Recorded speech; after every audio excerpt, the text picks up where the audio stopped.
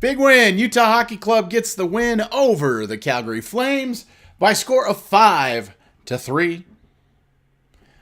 And the Flames went down. Hey, so there you go. My name is Keith Schertz. I run things around here at Hive State Hockey. Happy holidays. Happy New Year. I hope you're well.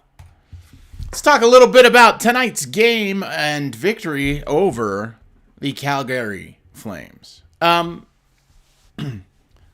Awesome. It was great win. And first of all, actually, Car Wash, good to see you back here again. I'm hope you had a terrific holiday and were able to go through some car washes. I'll just say, yeah, they win. They end their losing streak. I think that was a really important one from the macro perspective. You know, getting a win today over Calgary was really big in the sense of they'd lost 5 in a row. If they would have lost tonight, that would be 6, obviously. Then they go play at Dallas, then come home, take on the Stanley Cup champion Florida Panthers. And then that would make 7. And then suddenly, you know, at the prospect that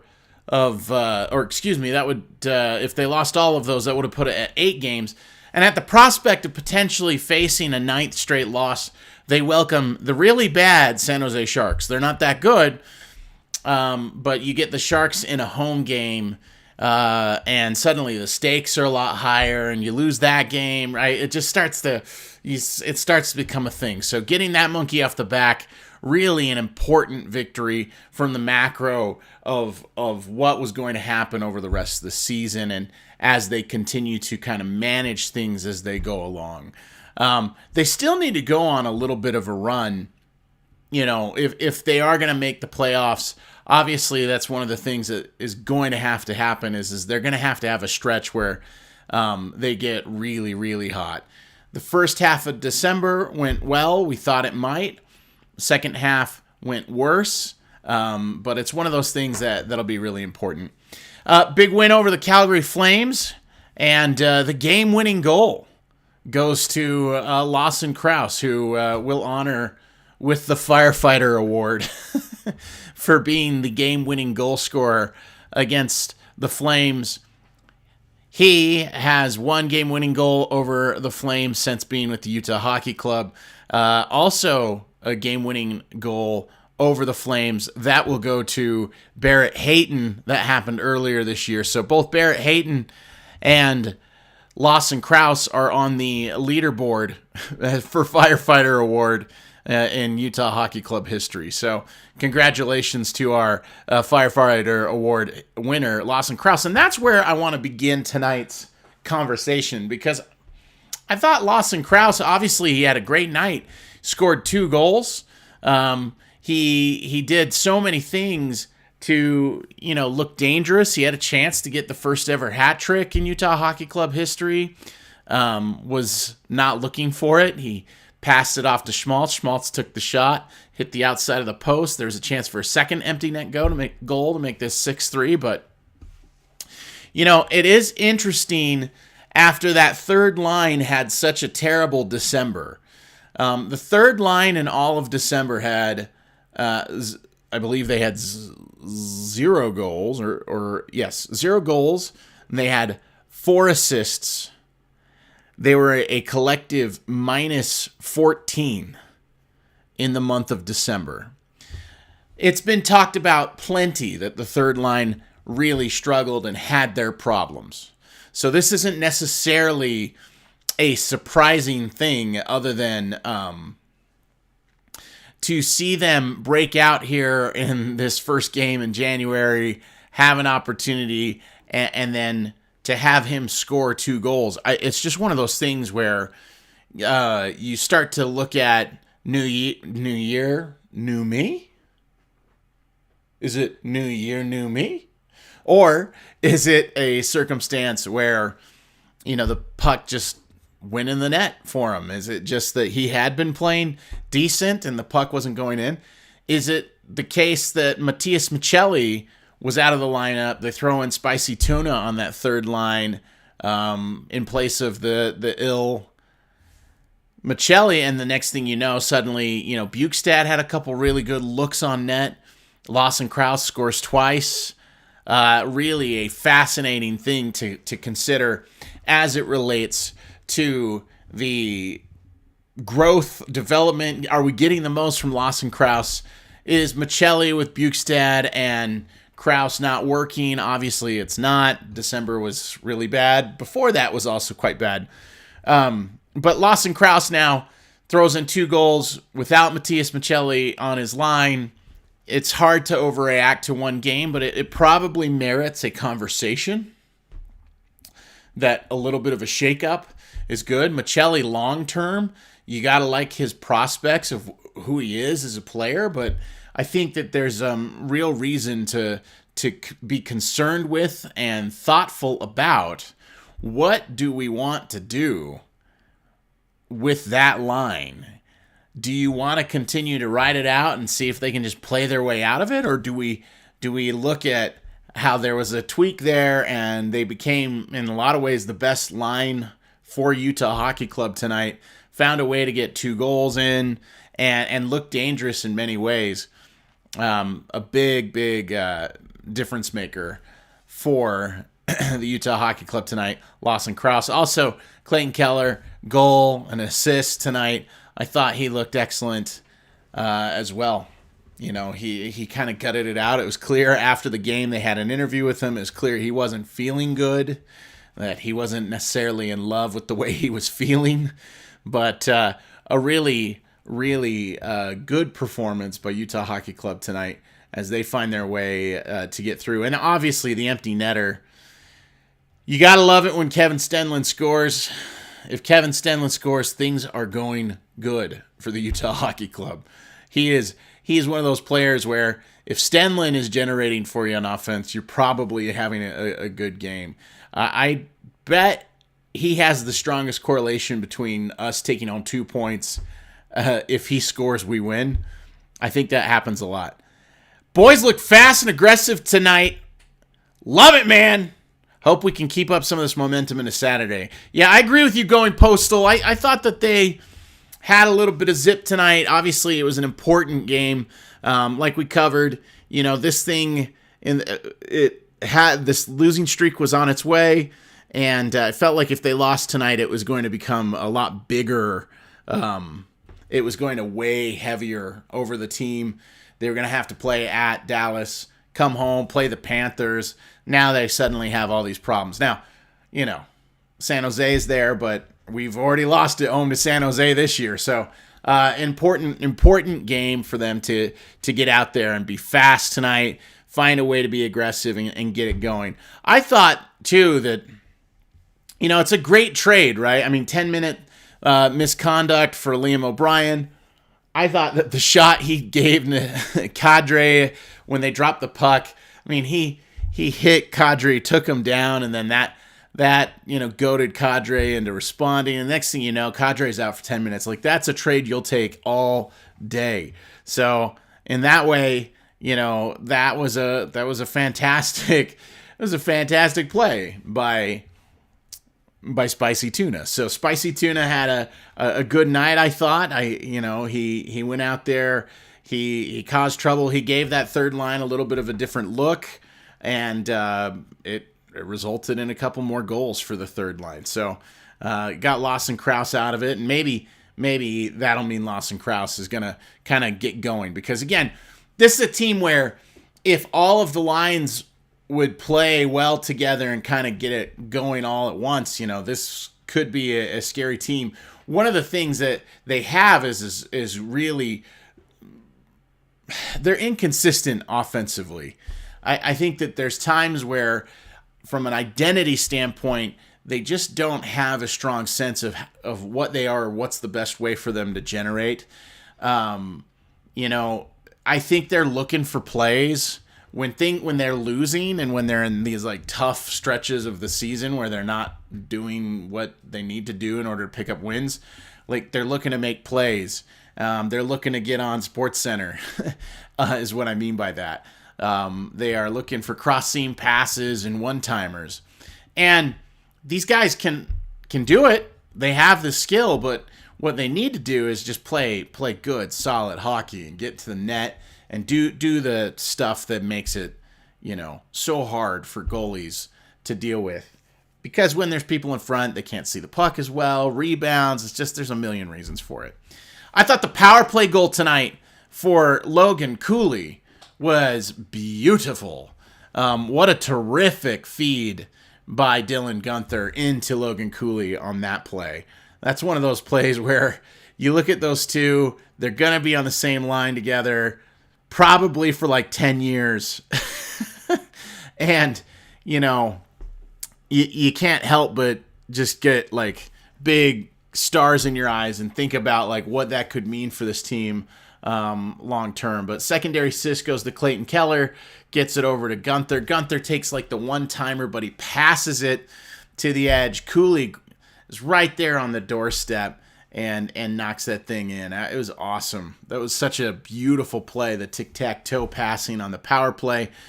Cooley has been the revelation on power play. What he has done to help make the Utah Hockey Club power play better over the last, 15 games has been immense. The power play is now turned into a unit that you expect to, score 3 out of 10 times, which is pretty decent, pretty good power play, quite decent even. And I really appreciate what we're seeing from that group, the variety of looks that are being generated. In a lot of ways, again, this has been Logan Cooley because he moves around, he gets to different areas of the ice, he kind of plays a rover role and allows, Sergachev and Keller and Schmaltz and Guenther to all park where they like to be. And then he kind of he goes down low, he goes behind the net, he gets up by Sergachev sometimes, he switches spots on the right wing or left wing. Like, he is all over the place. And so the benefit of that is they get into they get into patterns when they attack. And as they get into their patterns when they attack, the thing is teams start to adjust and play to those patterns. And as a penalty killer, they're moving and anticipating the different passes that are going to come through. And as those different looks come about, you can kind of anticipate where those things are going to go. And then what happens is Logan Cooley is the thing. He's the pattern breaker. He's the guy that like makes, it's like, oh wait, this isn't what we were expecting to have happen. And he finds a way to do that and break their brains. So that thing where Guenther takes the one-timer, he shoots it onto the net. You would normally think he's shooting onto the net, typically in that top right corner of the goal, blocker side on most goalies. And I think that what happens is there's that movement that all goes that direction. It's that slap pass, sort of one-timer pass, backdoor, hits Cooley. It was beautiful. Really quite a beautiful effort on that. And I thought that was a tremendous, a tremendous thing. Cooley continues to be sort of the player with which the other teams, if they're going to take a cheap shot, they're going to try to go for Logan Cooley. And I think that's a fascinating development for the second year player. We're about halfway through the season. He's on pace for 20 goals this year.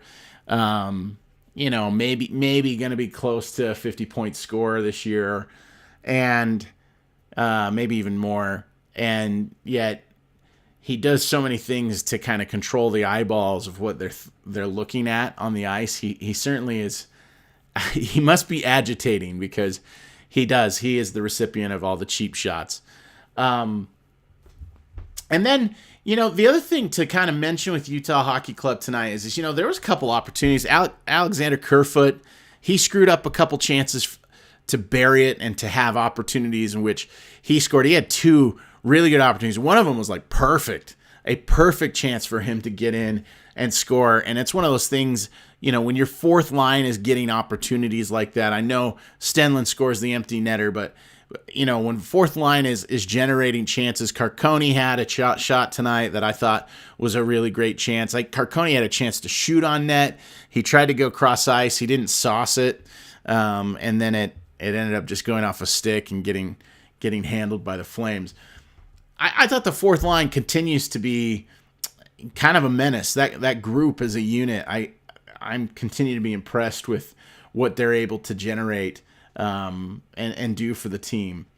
I'd still love to see the top line in 5-on-5 circumstances between Hayton, Smaltz, and Keller. I'd like to see them get more opportunities where they where they find their way through the neutral zone, they're on the rush, and they try to score and get pucks on net. That's something for that unit, I think, to do. I think they look, they brag about it. Nick Olczyk, bless him, he brags about how the most cycle chances are being generated by the top unit.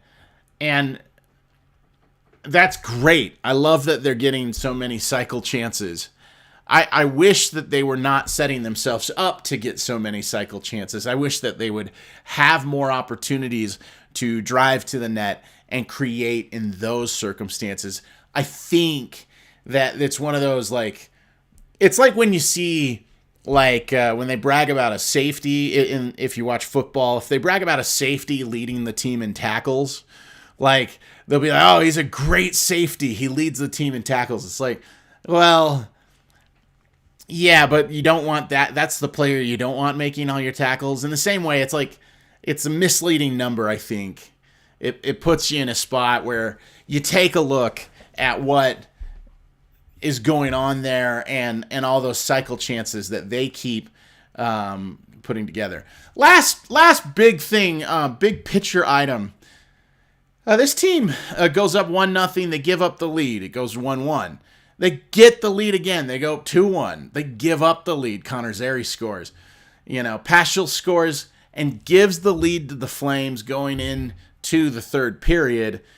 Utah Hockey Club, was in a spot. They had the lead. They blew it.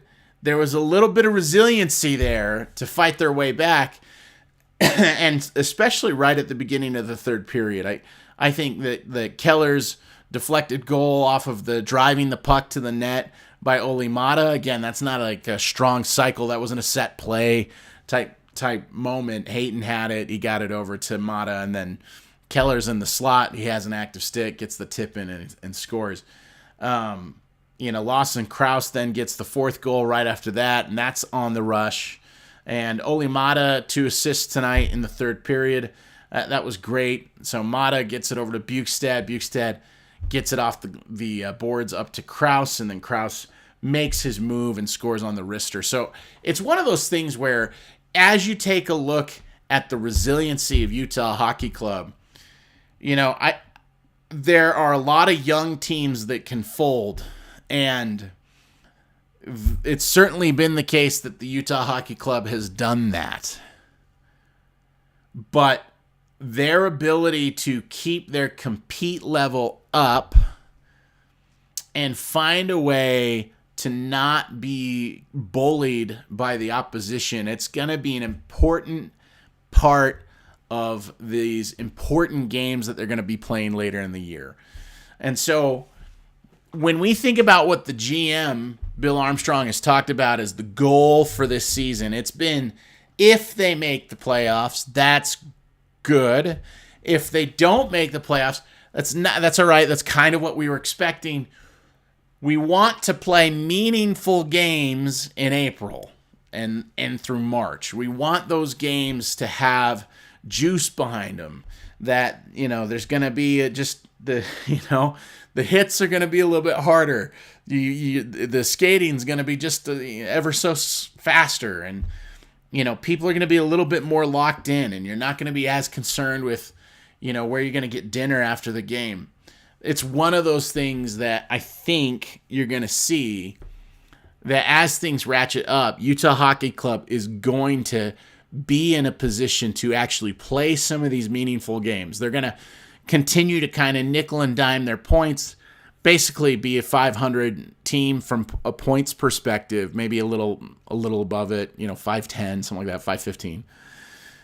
And then what's going to happen is they're going to get near the end of the season, and they're going to play these games where there's a little bit more intentionality from their opponents There's a little bit more using the brain, less taking stupid penalties like Kadri did. And in the effort, that was the other one. Unfortunately, they missed it on the broadcast, but I guess Carcone had a penalty shot opportunity that he didn't score. So again, when the fourth line is cooking, that's always a good thing. And usually they cook for this team. They do create lots of chances. I wish that they got more of them in the net, but that's that. But what I was going to say is as they get down the stretch of the season, as Utah Hockey Club continues to manage that play down the stretch of the season, it's going to be really... It was Kerfoot with the penalty shot. Thank you, Rusty. Yeah. I had forgotten... It was the fourth line, though. But I had forgotten who it was because we didn't get to see it. It was on, they missed it on the broadcast. They didn't show it. So, anyway, crazy. But... Yeah, Kerfoot didn't finish. So Kerfoot had 3. He had a penalty shot, and then he had those 2 other kind of almost breakaway opportunities. Plus, he got looked for by Carcone. Thanks for that, Rusty. That's that. Kerfoot, he's awesome. What do you think? I mean, what is your opinion if you're here, Rusty, Car Wash, if you're still hanging out with us, going postal if you're there, I think there's a really interesting, in terms of assets at the trade deadline, and if teams wanted to do it now, what do you think happens if they call about Alexander Kerfoot? If you're a Stanley Cup playoff team and you wanted to bolster your team's overall look and feel, add a fourth liner that can give you lots of versatility... All right, cool. Thanks for being here, Car Wash. Thank you. What do you think? I mean, I think other teams would absolutely 100% want to be in the Alexander Kerfoot business.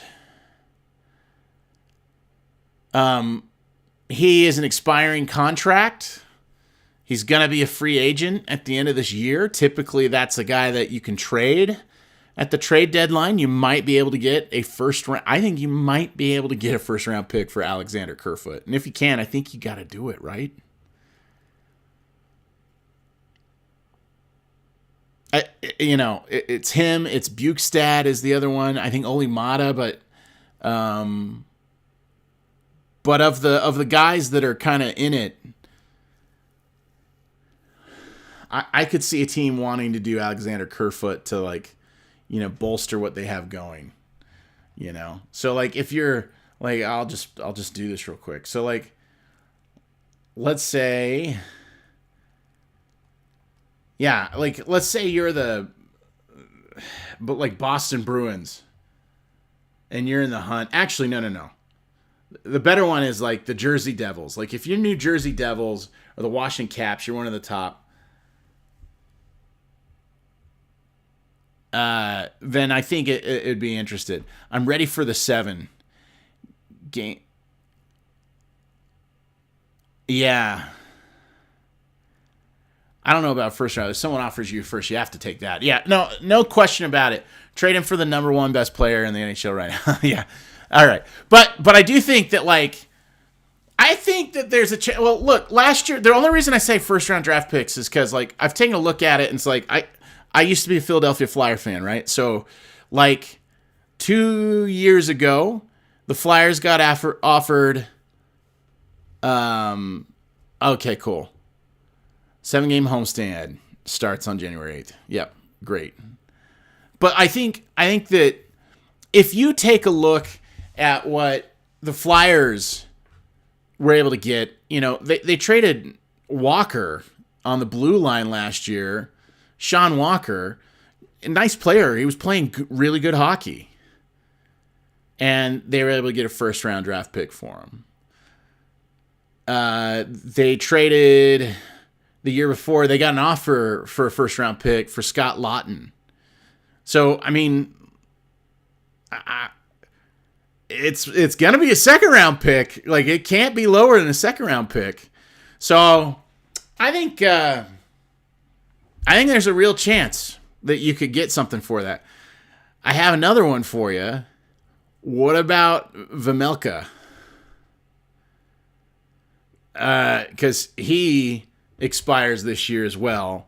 So that becomes a really fascinating one with how well he's playing. You might be able to get something pretty interesting for Karel Vejmelka, though typically good Stanley Cup contending teams usually, yeah. Well, I got it. Yeah, for sure. If somebody's willing to do a first for Kerfoot, you do it for sure. For sure. Teams panic all the time. I'm just telling you. There's a chance. There's a chance. Maybe it's, come on. Who's being the reckless optimist now, Rusty? Huh? I think it's me. But yeah, anyway, I just wanted to, from a thought exercise standpoint, like the makeup of this team, I think may change as it goes along. Because at the trade deadline, I don't think that this team should be in a position where they're buying, certainly. And if they can get, nice trades for the players, that they have going out. Here, I got my list up. So, here's the expiring guys. It's Bukestad. It's Kerfoot. It's Carcone. I don't know that. I'd be more surprised if you got something for Carcone. Carcone needed to be scoring like crazy. And then Oli Mata is a UFA.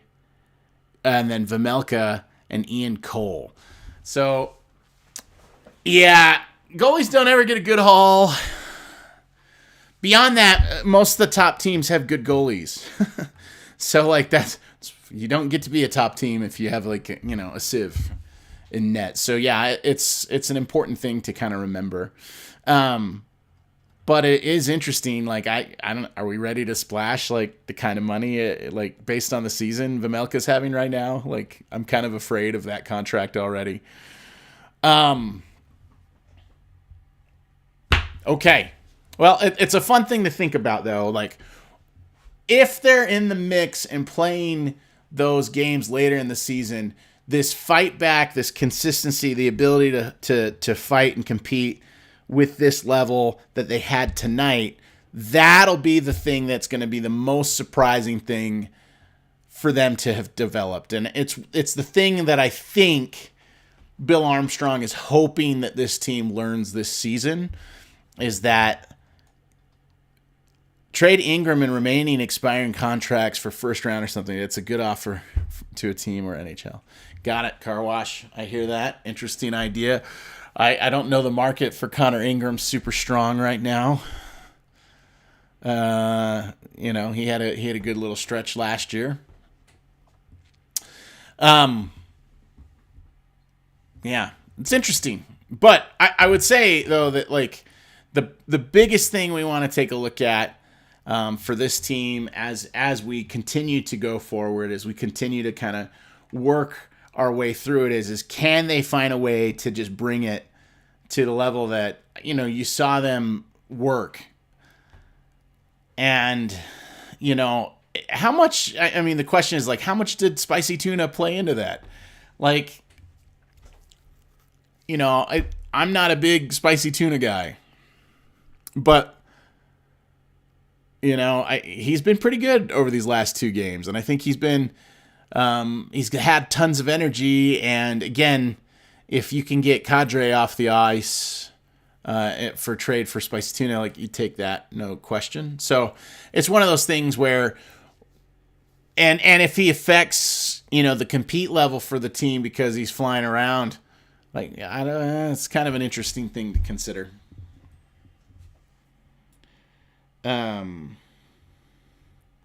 So that's kind of where we are at this point. So okay, good. Next game up now. They got the Dallas Stars. We know how tough things are against the Dallas Stars. They've not been able to get by the Dallas Stars. The first game that they played, it was pretty ugly. But we'll see. We'll see how Utah Hockey Club continues to navigate this. Halfway through the season, almost, we'll be coming up on the half-season awards. We'll be talking about which players, which teams have had the most impact on this Utah Hockey Club team, and it'll be fun to kind of think about and look at, by measuring what would their end of season total be if they match their first half, and which players are likely to kind of heat up and get going in the second half of the season. So anyway, all right, my guys, Rusty, reckless optimist that he is, keep being reckless out there. The Car Wash channel, thank you for always being here and hanging out with us. Going Postal, thanks for weighing in with us. That is it for tonight's edition of After the Buzzer on Hive State Hockey. And we'll be back again following the game at the Dallas Stars. And hopefully we can get the best of Miro Heiskanen and Rupe Hintz and all those terrific players for the Dallas Stars. We want to once again say congratulations to Lawson Krause for being the Firefighter Award winner for tonight's game-winning goal against the Flame. And welcome back into scoring goals land, Lawson. We love it when you score goals. We want you to always score goals, and we never want you to stop scoring goals, Lawson Krause. I want you to be a 40-goal scorer, baby. Anyway, have a terrific evening. Thanks for hanging out with us. We'll be back again soon, and take care of yourself. We'll see ya.